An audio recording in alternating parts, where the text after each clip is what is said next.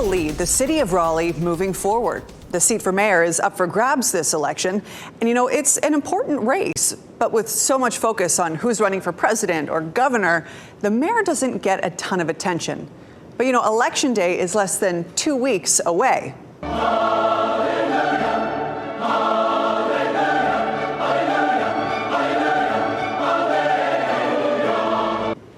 I feel that way too. So we're trying to help you get to know the candidates vying to lead North Carolina's capital city. Last night we talked about affordable housing. Tonight, public safety.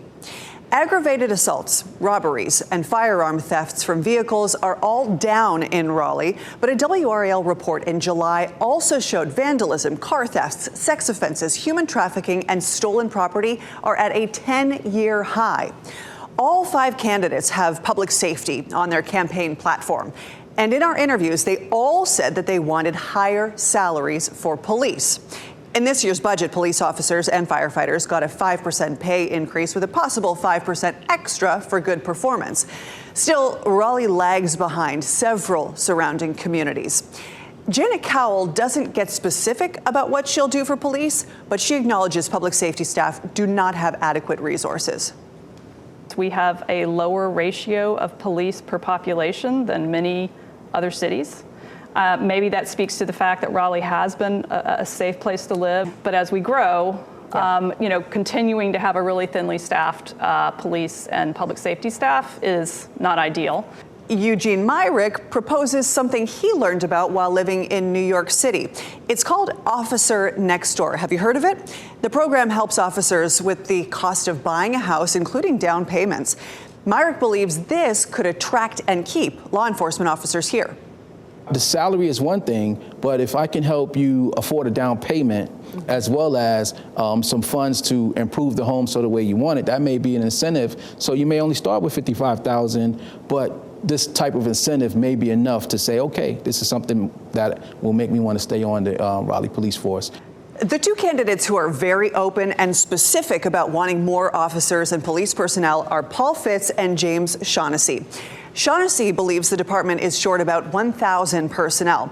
Fitz wants to add 400 police officers. We're short about 1,000 personnel, not officers, but like 1,000 officers and civilian people, civilian personnel inside the department in order to help with other things. You've got a lot of cities throughout the entire nation who have decided to defund their police departments, and so police officers are leaving those police departments. I think it can be an incentive for them to come here as long as they know that we can pay them to be here and work for us. Terrance Ruth agrees Raleigh does need to be more competitive to attract and keep officers, but he thinks we first need to start talking about community-based crime prevention. He wants to tap into the city's vibrant academic and tech scene to help with that. We have some of the best tech firms here. Why don't we unleash our community to design, create, beta test solutions to safety, prevention to safety. And let's be known for our ability to beta test, to create, to innovate. Not just because innovative companies are here, but because the citizens themselves are actually creating the solutions we need in our city. So to round this all up, all the candidates here think that police officers need better pay. Some prioritize this more than others and have additional ideas to improve public safety. To watch my full interview with each candidate, go to WRAL.com or the WRAL YouTube page. Tomorrow, we talk about revitalizing downtown, how to develop, where to develop, bringing more people into the city without erasing history. Part 3 of our Down the Ballot breakdown is tomorrow night, right here at 7 o'clock. Give it 10 or 15 years and downtown Raleigh could look very, very different. The city is looking at a multi-billion-dollar plan to update the Dix Park corridor, a new high-rise in Glenwood South, an updated Red Hat Amphitheater, a new convention center, a fresh look for Fayetteville Street, and more. It's all part of a larger effort to revitalize downtown. And everyone from hot dog vendors to the president of the Downtown Raleigh Alliance agrees this needs to happen. There's no doubt that you got to create more of a destination feel.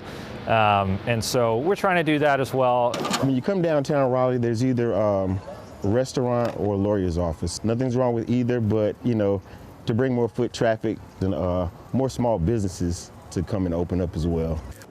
All of these big ideas sound great, but it will take city leadership to shepherd that change. And that's where you come in. People in Raleigh will vote for one of these 5 candidates to lead the city. I don't have to tell you, Election Day is less than 2 weeks away. We are almost in the home stretch. We spent the last 2 days talking about housing and public safety. Tonight, let's walk through what the candidates for Raleigh want to do to revitalize downtown. First up, mortgage broker Paul Fitz. He has an idea that really no one else is proposing. He wants to put a casino in Raleigh. I would like to see the casino entertainment side take away shows from DPAC and leave them here in Raleigh. I think it would be better for us and we wouldn't have to drive to Durham to spend our money on shows. Fitz thinks the city could use the revenue from a casino to pay for public safety. Meantime, community activist Eugene Myrick and NC State Assistant Professor Terrance Ruth believe that really Raleigh can do a better job of celebrating its rich history. Both of them referenced Ella Baker, an influential part of the civil rights movement and a guide for Martin Luther King Jr. Both Myrick and Ruth say the city needs to tell her story in a way that'll bring in visitors. Every time I go to Atlanta, I always manage to end up at Ebenezer Church or Dr. King's home. Like, that entire block has been preserved. So it's not like you're going to see Dr. King's house and it's next to a 20-story building. So things like that bring culture, they bring tourism. So we're not utilizing what we have. We're not doing a good enough job of telling the story of Raleigh through the people that have built it up. Character is a term that links you to some story. And right now, we're sitting on stories that could really bring amazing character. How do we make a place that really centers the stories that this city sort of rests on? And right now, I think we are leaving some of those stories untouched. Former State Treasurer Janet Cowell thinks her contacts and her connections give her an edge for downtown development. She told me something that actually caught my attention. She claims there are 20 blocks in downtown Raleigh without any retail.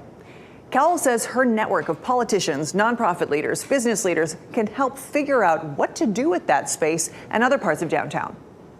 So recently I was having lunch with the head of the Museum of Natural Sciences downtown, which I'm sure many of us have gone to, and she was stating, you know, it's just really rare that anybody gets all the heads of those museums together to talk about how they can work off of each other and maybe encourage people to, you know, make a half day of it. You go to Marbles with your kid in the morning, and then maybe you go over to the Science Museum and you stop at the coffee shop or the lunch spot. So one thing is just the power of a mayor to convene and have that allow people to think through, well, what are the ways, you know, churches, a lot of people go to church downtown. How are we encouraging people to stay or feel safe, and brunch, and, you know, how are we working together on those kind of things? James Shaughnessy, a student at William Peace University, tries to think about this through the lens of young people. And he says revitalization is tied to safety. I don't go downtown with my fiance because it just doesn't feel safe to us. We'll go maybe once or twice a year, but it doesn't feel as safe as it used to when I was growing up. And so we have to, even recently, like, we have purchased new private security to keep us safe, which shows a lot bigger problem within the city than it should. And, you know, opening it up to make it safer and more enticing to young people is a very big step in revitalizing that downtown space. What you've heard from the candidates tonight and this week are just snippets from my full interviews with them. Again, you can watch those full interviews on WRAL.com and the WRAL YouTube page. We discuss at length the biggest issues facing Raleigh right now. Hopefully, this helps you understand whose ideas fit your values, whose positions align with the Raleigh you want to see. That's what we do here at 7 o'clock. We cut through the noise and the talking points to think clearly. That's especially important when it comes time to mark your ballot.